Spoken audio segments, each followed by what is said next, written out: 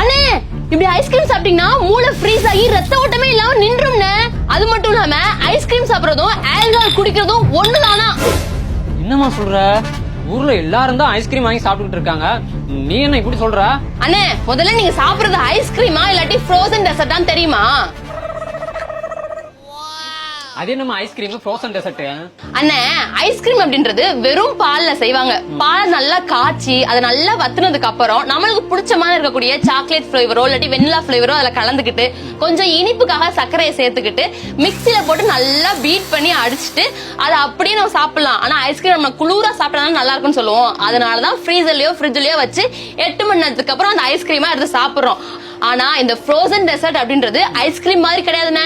அதை சாப்பிட்டோம் அப்படின்னா நம்ம உடம்புல அது விஷமாவே மாறிடும் அப்படின்னு கூட சொல்றாங்க. ஏமா உனக்கு ஐஸ்கிரீம் வேணுமா டைரக்டா என்கிட்ட கேளு, கொடுத்துறேன். அதை விட்டு விஷம் விஷம் சொல்லி பயமுறுத்தினா விஷம் சொன்னா மட்டும் கொடுத்துறேனாக்கும். அப்படியே விஷமாவே இருந்தாலும் நான் கடையில போய் ஃப்ரோசன் டெசர்ட் கொடுங்க நான் கேட்க போறேன், ஐஸ்கிரீம் கொடுங்கன்னு தான் கேட்க போறேன். அப்படியா? அப்படித்தான். இருங்க,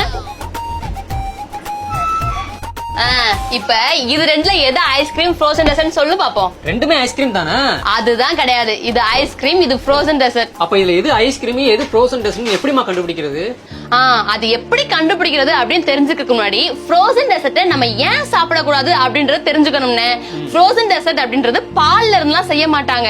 இதை எப்படி செய்யறாங்க அப்படின்னா வனஸ்பதி ஆயில், பாம் ஆயில், இந்த மாதிரியான கொழுப்பு சத்து அதிகமா இருக்கக்கூடிய எண்ணெய்களும் அப்புறம் சர்க்கரை அப்புறம் கலருக்காக ஏகப்பட்ட ஆர்டிபிஷியல் ஃபில்லர்ஸ் கம் எல்லாம் சேர்த்து தான் இந்த ஃப்ரோசன் டெசர்ட்டை தயாரிக்கிறாங்க. இத குழந்தைங்க சின்ன பிள்ளையில இருந்தே சாப்பிட்டுட்டு வந்தாங்க அப்படின்னா அவங்களுக்கு கொழுப்பு சத்து அதிகமாகும், சீக்கிரமே அதிகமா எடை போடுவாங்க, சீக்கிரமே அவங்களுக்கு சுகர் வர்றதுக்கும் வாய்ப்பு இருக்குன்னு சொல்லிருக்காங்க. இப்படிப்பட்ட ஃப்ரோசன் டெசர்ட் சாப்பிடலாமா சொல்லு? அப்ப அது எப்படி கண்டுபிடிக்கிறது அத சொல்லு முத. அண்ணே இதை எப்படி கண்டுபிடிக்கலாம் அப்படின்னா நம்ம ஐஸ்கிரீம் வாங்கினதும் அதுல ஃப்ரோசன் டெசர்ட் அப்படின்னு எழுதிருக்கான்னு பாக்கணும். இல்ல அப்படின்னா ஹைட்ரோ ஜெனரேட்டட் ஃபேட்ஸ் அப்படின்னு எழுதிருப்பாங்க. இது ரெண்டுமே இல்ல ஐஸ்கிரீம்னு எழுதல அப்படின்னா இப்ப இது வந்து சாக்லேட் பிளேவரா இருந்தா சாக்லேட் பிளேவரை மட்டும் வச்சு எழுதிருப்பாங்க, இல்லாட்டி வெண்ணிலா பிளேவரா இருந்தா அந்த பிளேவரை மட்டும் வச்சு பேக்கெட் போட்டிருப்பாங்க. இல்ல இது எதுவுமே இல்ல அப்படின்னா இன்கிரியன்ஸ் லிஸ்ட்ல வாட்டர் அப்படின்னு ஆட் பண்ணி இருந்தாலே அது கண்டிப்பா ஃப்ரோசன் டெசர்ட் தானே. நம்ம பால்ல வந்து வாட்டர் எல்லாம் ஆட் பண்ணிருக்க மாட்டாங்க, ஆனா ஃப்ரோசன் டெசர்ட்ல வாட்டர் ஆட் பண்ணி தான் இந்த மாதிரி எல்லாம் பண்ணுவாங்க. அதை வச்சு நம்ம இது வந்து ஃப்ரோசன் டெசர்ட் அப்படின்னு சொல்லி கண்டுபிடிச்சுக்கணும். ஏமா நீ சொல்றபடி பார்த்தா ஐஸ்கிரீம்லயும் கொழுப்பு சத்து இல்லாமையா இருக்கும், அப்ப அதை மட்டும் சாப்பிடலாமா? அண்ணே நீ கேக்குற கேள்வி ரொம்ப சரியான கேள்விதான். ஆனா ஃப்ரோசன் டெசர்ட் சாப்பிடறத விட பால்ல செஞ்ச இந்த ஐஸ்கிரீம் சாப்பிடுறது எவ்வளவோ நல்லது தானே. ஆனா சில பேருக்கு இந்த பால் சம்பந்தமான பொருட்கள் சாப்பிடுறது ஒத்துக்கவே ஒத்துக்காது, வாந்தி வரும், ரொம்ப மயக்கமாகுவாங்க, பால் சம்பந்தமான பொருட்கள் ரொம்ப எடுத்துக்கவே மாட்டாங்க. அப்படிப்பட்டவங்க மட்டும் வேணா இந்த ஃப்ரோசன் டெசர்ட்டை கொஞ்சம் அளவோட சாப்பிட்டுக்கலாம். ஆனா குழந்தைங்களுக்கு கொடுக்கும் போது நம்ம ஐஸ்கிரீம் வாங்கி கொடுத்தோம் அப்படின்னா ரொம்ப நல்லது.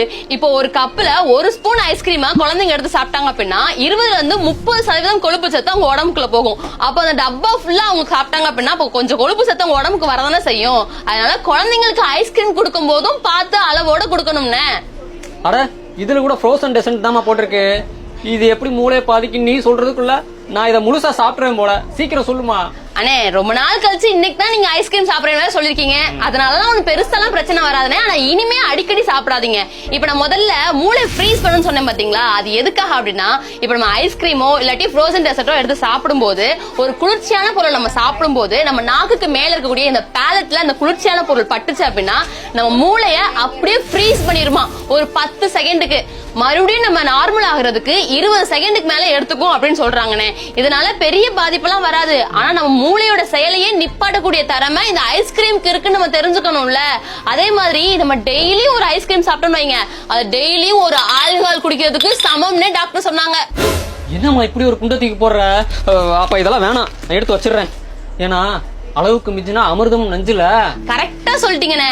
நம்ம டெய்லி இப்போ ஒரு ஆல்கஹால் எடுத்துட்டோம் அப்படின்னா அது நம்ம உடம்புல போய் லிவர் தான் அதிகமா பாதிக்கும். அதே மாதிரிதான் நம்ம டெய்லி ஒரு ஐஸ்கிரீம் சாப்பிடும் போது அதுல இருக்கக்கூடிய நிறைய கொழுப்பு சத்துக்களும் மாவு சத்துக்களும் நேரடியா லிவர் தான் போய் பாதிச்சு ஃபியூச்சர்ல நான் ஆல்கஹாலிக் ஃபேட்டி லிவர் டிசீஸ் அப்படின்ற ஒரு டிசீஸையே நமக்கு உண்டு பண்ணிரும் அப்படின்னு டாக்டரே சொன்னாங்கண்ணே.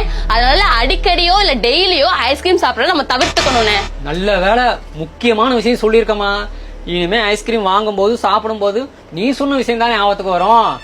நீங்களும் உங்க குழந்தைங்களுக்கு ஐஸ்கிரீம் வாங்கி கொடுக்குறீங்களா ஃப்ரோசன் டெசர்ட் வாங்கி கொடுக்குறீங்களான்னு நல்லா செக் பண்ணி பார்த்துட்டு வாங்கி கொடுங்க. கடைசி ஆசைக்கு ஒரே ஒரு ஐஸ்கிரீம் மட்டும் எடுத்துக்கிறேனே. அண்ணே ஐஸ்கிரீம் செக் பண்ணி சாப்பிடுனே. ஐஸ்கிரீம் தான், ஃப்ரோசன் டெசர்ட்னு போடல. ஐஸ் கட்டி போல